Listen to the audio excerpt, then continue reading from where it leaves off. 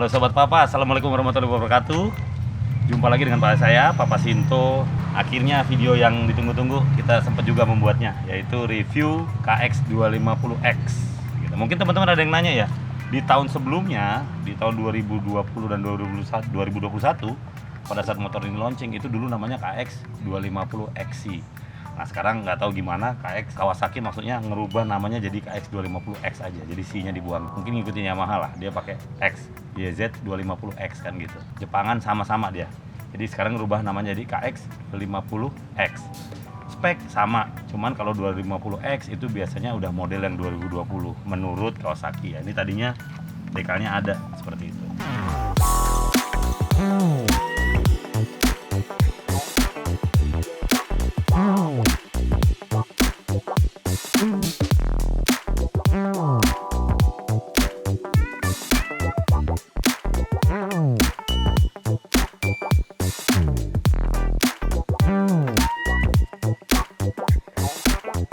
Kita lanjut ke pertama, hal paling menarik biasanya mesin ini 250 cc DOHC dengan 4 valve.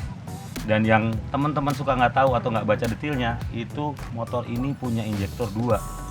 Main injektornya di depan yang dekat mesin, itu biasanya berfungsi untuk ketika dia akselerasi pertama ya, di RPM rendah, dia pakai injektor yang depan yang mendekat dengan silinder. Tapi ketika kita udah high RPM, maka yang take over lebih banyak yang bekerja itu adalah injektor yang kedua, which is yang agak lebih jauh daripada silindernya, itu nomor satunya. Nah, mesinnya ini ada keunggulan lain nih guys. Kalau orang-orang bilang KX itu sama dengan yang KX, apa bedanya dengan KX250F? Nah, main difference-nya untuk sisi mesin, pertama itu tuningnya atau mapping. Kalau mappingnya, engine manajemennya si KX yang 250X ini dia lebih ke power di bawah ya. Jadi emang powernya lebih mellow daripada yang motocross.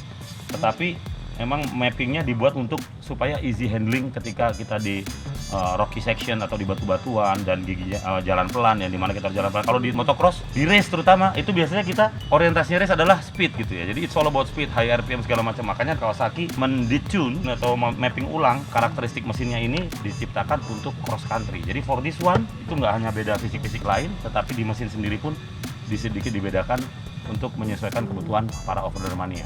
Oke, selain injektor yang dua tadi, merek injektor yang dipakai di sini adalah Keihin 44 mm. Jadi bornya gede ya, 44 mm tuh throttle bodinya. Biasanya saya punya 450 aja, karburatornya itu cuma 40 mm. Ini 44 mm throttle bodinya. Percepatannya 5 ya guys, tetap Kawasaki karena ini lahirnya dari motocross, which is 5 speed itu dirasa cukup mungkin ya buat Kawasaki. Jadi memang dia hanya punya 5 speed yang close ratio. Gigi satunya terasa sangat lambat sebenarnya, hampir bisa dibilang nggak dipakai. Kalau start kita kemungkinan umumnya pakai 2 aja. Tetapi kalau untuk di section-section yang hard enduro yang memang berat sekali, artinya mungkin di palung-palung atau di batu-batu yang jalannya hampir nggak jalan motornya, gigi satu itu kepake. Jadi kita bisa jalan dengan perlahan tanpa bikin engine-nya stall atau mati. Dan sementara transmisi ke belakangnya untuk drivetrain-nya dia pakai 13 dan 51. Desainnya juga lebih besar daripada yang motocross. Motocross kalau nggak salah pakai yang 50. Dia memang untuk lebih ke low speed, ngejar di low speednya. Selain mesinnya 250 cc, injection ya DOHC dan juga 4 valve, pastinya mendistribusikan suhu yang lumayan panas. Makanya radiator tetap dipakai. Nggak bisa kayaknya kalau 250 ke atas rata-rata pakai radiator sih. Jadi radiator tetap dipakai. Bahkan untuk yang satu ini Omanto, karena memang makainya kita banyak untuk terabasan ya, kadang low speed. Jadi kita tambahin dengan extra fan atau electric fan tambahan secara manual untuk menjaga suhunya tetap dingin. Meskipun kita belum pernah kena overheat sih, cuman hanya menjaga aja.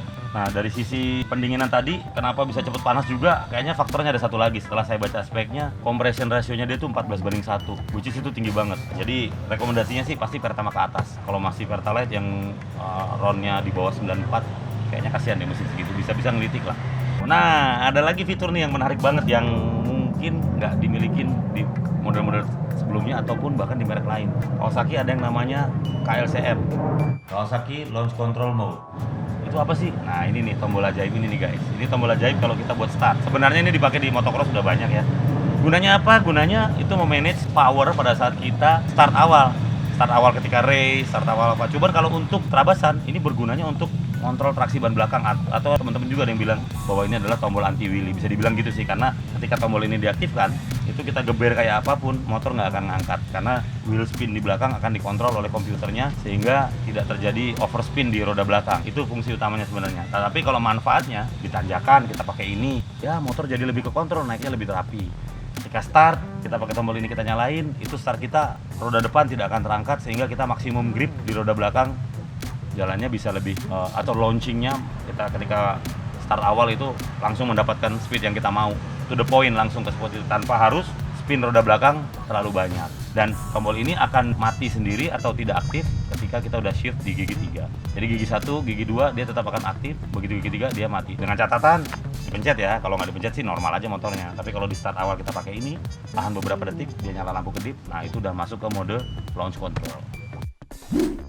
Nah, untuk kapasitas tangki nih yang sedikit agak menarik menurut saya. Menariknya apa? Menarik untuk dibahas maksudnya. Ini secara ergonomi nih desainnya Kawasaki emang mereka nyebutnya ergofit ya. Bener-bener kokpit itu atau ruang berkendara kita tuh bener-bener adjustable dan sangat-sangat slim. Friendly banget deh buat usernya. Seakan-akan kita kalau duduk di sini tuh udah kayak cuma naik batang kecil aja lah gitu loh. Untuk bisa mencapai hal itu, mereka akhirnya memutuskan untuk naruh tangki yang sangat slim. Nah ini juga ada pengorbanan tangki slim. Tangki slim ini hanya cuma 1,6 galon, yang kurang lebih 6 liter lah. 6 liter itu kalau di race sih cukup ya. Tapi kalau untuk di terabasan ya agak ngepas-ngepas aja sih. Untungnya kita di Indonesia aman. Karena di Indonesia kalau kita main nih di kampung banyak bensin, masih aman. Tapi kalau untuk orang luar negeri, apalagi di US, di Australia sana, tangki yang cuma 1,6 galon atau 6 liter ini lumayan jadi isu buat mereka karena itu akan melimitkan range atau jarak yang bisa ditempuh oleh motor ini gitu guys. Nah ada lagi nih juga nih, selain tangki yang slim ya yang bisa bikin jadi ergofit tadi, ada satu faktor lagi yang paling unik di antara motor dirt bike lainnya, yaitu penempatan radiator guys. Kalau kalian lihat, dia kalau radiator motor trail biasanya tuh datar ya, alias 90 derajat dengan frame-nya. Nah kalau yang ini, dia agak sedikit dibentuk sedikit nyekung ke depan. Jadi shroud-nya ini bisa lebih rapat lagi ke bodi. Itu yang paling utama. Nah, bentuk yang ergonomis itu membuat kita riders, kaki kita bisa leluasa ketika mengulurkan kaki ke depan pada saat mau belok, ngeberm atau apapun itu, ergonomiknya dapat banget. Jadi keunggulan utama dari KX ini sih kalau menurut gue dari sisi body, ergonya dapat banget. Dapat dari sisi apa? Slim. Kita naik motor ini tuh kayaknya kecil aja motornya. Nah kalau motor kecil kayaknya handlingnya lebih enak lah. Bukan kayaknya sih, emang rasanya gitu, handlingnya lebih enak. Oh ya guys, poin lagi nih, ini menangnya banyak nih Kawasaki. Karena apa? Dari semua motor Jepangan, ya gua nggak bicara Eropa ya, khusus Kawasaki ini, sekarang koplingnya udah hidrolik. Jadi kanan rem hidrolik pasti ya, kirinya hidrolik. Ini bener-bener nih, aduh satu jari doang kita udah meluncur. Nyaman banget. Di merek lain Jepang, baik Yamaha, Honda, belum pakai ini. Kawasaki thanks to Kawasaki. Tapi ada tapinya. Kawasaki kan nyiptain ini untuk enduro. Kasihlah sedikit handguard gratis gitu kan enak. Supaya apa? Supaya ini kelindung tangan kita kalau nggak kena. Ini udah motor enduro nih diciptain. Kasih handguard. Ya. Buat Kawasaki nih, jual ini kasihlah handguard. Bagus, sudah perfect kalian. Nah guys, untuk mendukung performance sepeda motor ini supaya bisa dipakai di segala kondisi, Kawasaki juga menciptakan yang namanya mapping yang adjustable sebenarnya. Apa sih? Bukan adjustable sih. Tapi mereka menciptakan modul-modul gitu yang dikasih ketika kita beli motor ini itu terdapat 3 modul, yaitu warnanya yang hijau, hitam, dan putih. Nah, yang nempel di sini by default itu adalah yang hitam, which is itu yang mid range. Kalau yang hijau, saya nggak tahu nih, kalau nggak kebalik ya, yang hijau itu dia lebih powernya lebih agresif. Sementara yang putih itu dia lebih soft. Kalau nggak salah, kalau salah mohon maaf, komen di bawah. Maksudnya apa? Hard, agresif, soft atau apa? Itu sebenarnya lebih ke karakteristik mesin yang dikeluarkan oleh si mapping ini. Jadi ketika kita kondisi basah, mungkin kita mau pakai yang soft supaya traction-nya lebih dapat. Nah ini kita ganti modul itu, maka karakter mesin akan berubah gitu. Memang kalau di merek lain ya, merek sebelah itu ada yang tinggal pencet-pencet pakai switch gitu. Di Kawasaki kebetulan dia pakai modul, jadi sistem plug, colok, cabut, colok, cabut. Colok ganti yang warna lain, colok ganti yang putih, kayak gitulah guys. Nah, beralih ke sektor kaki-kaki ya. Pertama bannya nih. Ban depan pakai 21 inci dan belakang pakai 18 inci. Disinilah perbedaannya juga guys. Di Di kaki-kaki ini ada perbedaan antara KX250X dengan KX250F yang versi motocross itu. Selain diameter berbeda di roda belakang, kalau yang 250F ya, itu belakangnya 19 inci. Kalau yang 250X itu belakangnya udah 18 inci. Keuntungannya apa sih 18-19 inci? Kalau 18 inci, profil pelek yang lebih kecil memungkinkan kita memakai ban yang sedikit lebih tebal. Jadi secara diameter luar tetap, tetapi secara ketebalan ban dengan pemakaian 18 inci kita bisa memakai ban yang lebih tebal. Gunanya apa? Karena pada kenyataannya pemakaian motor off-road ya, bukan motocross yang di track, motor off-road kayak gini atau motor terabasan, itu kita pakai tracknya nggak hanya di tanah, kadang di batu, dan banyak yang sharp edges lah atau benda-benda tajam yang kita bisa lalui gitu, mungkin tembok apalah, batu bata, batu kali atau apapun. Jadi memungkinkan kita bannya itu bisa lebih flex menahan benturan daripada ban 19 inci yang notabene kalau 19 inci bannya kurang lebih profilnya akan lebih tipis, which is itu lebih enak handlingnya, tetapi ada pengorbanannya yaitu di medan off-road. Jadi 18-21 ya kalau yang ini, kalau yang 250F 21 tapi belakangnya 19. Sementara pemakaian tipe bannya sendiri yaitu dia pakai Geomax dari Dunlop tapi yang AT81, which is ini in general adalah ban yang bisa dibilang ngelahap berbagai kondisi jalan lumpur, melahap berbagai kondisi jalur lah, bisa di tanah basah, tanah kering, ini lumayan cocok. Sementara suspensi depannya ini pakai 48 mm atau 48 mm dari Kayaba. Ini juga nih guys, lagi-lagi banyak informasi yang nggak terlalu detail ya soal ini. 250F dan 250X. Yang ini 250X. Ini suspensinya sedikit lebih lembut dibandingkan yang versi motocross. Jadi nggak cuman bannya yang 18 inci atau apa, suspensi juga guys, baik depan maupun belakang sama-sama Kayaba, tetapi valvingnya dan spring rate-nya dibuat lebih lembut supaya lebih forgiving ketika kita pakai di jalur off-road.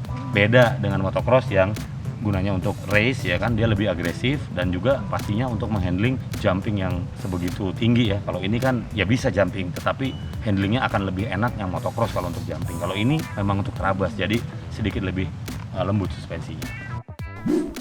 Guys, bolnya hilang satu guys.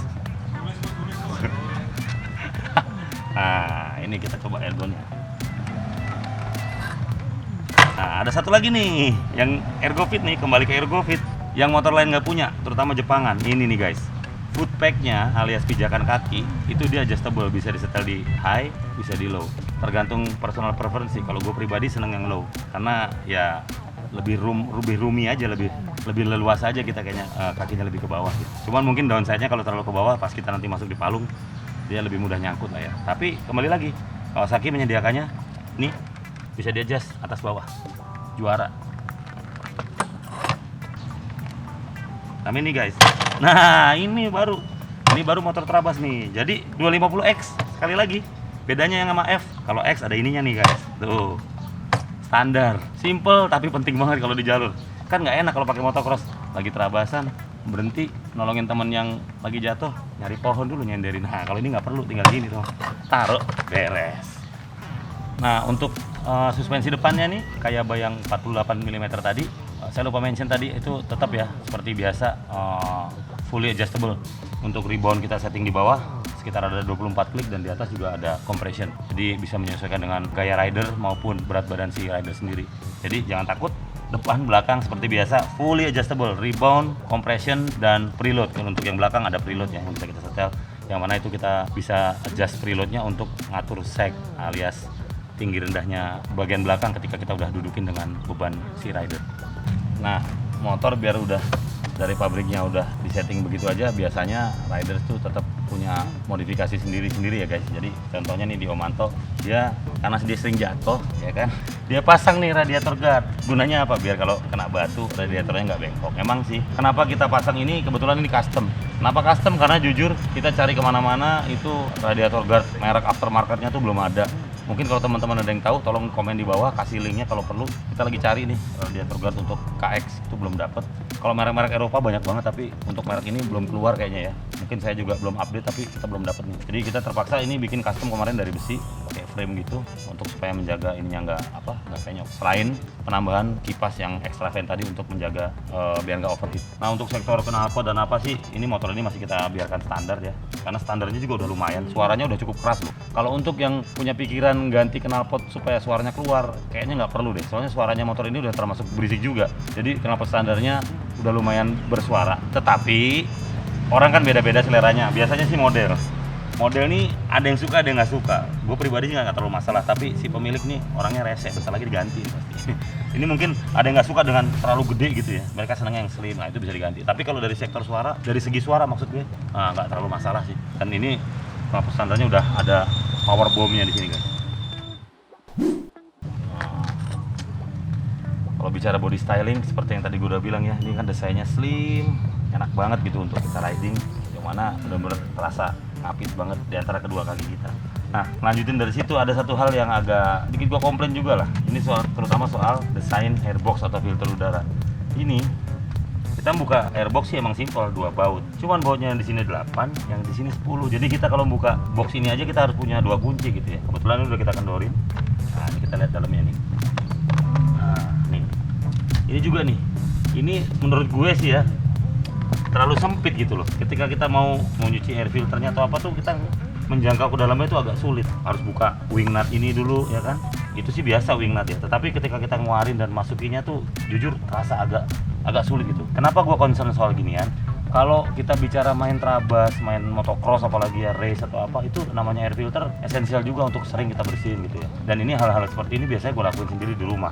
Makanya gue seneng dengan motor-motor yang desainnya kalau bisa tuh bersihin air filter tuh mudah. Nah ini gue nggak bilang ini susah-susah banget, cuman sedikit ada usaha lah untuk bisa ngambil ke dalamnya, nggak seperti merek lain. Dan gue punya KLX 450 itu mukanya bener-bener nggak pakai tool, hanya cuma pakai tangan tes itu kebuka semua. Sama seperti YZ 250 FX juga gitu, dia posisinya di atas dan itu nggak pakai tools, cuma buka pakai tangan bisa bersihin filter. Nah ini dia pakai kuncinya udah 2 ya kan, 8 sama 10 masuk ke tangan juga susah. Jadi ya ini aja sih buat informasi aja, ini desain dia menurut gua Kawasaki bisa improve ini lebih enak lah, supaya hanya 1 kunci dan kita bersihnya lebih gampang.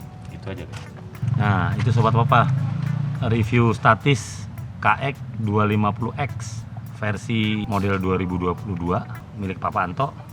Itulah review singkat dari kami. Nanti akan kita masukin juga video-video first impression pada saat riding, dan juga bagaimana cara kita kemarin memodifikasi radiator guard sama extra V-nya itu akan kita buat di video terpisah supaya teman-teman bisa tahu, mungkin kepengen ikutan masang pakai bahan apa, nanti akan kita jelasin secara detail.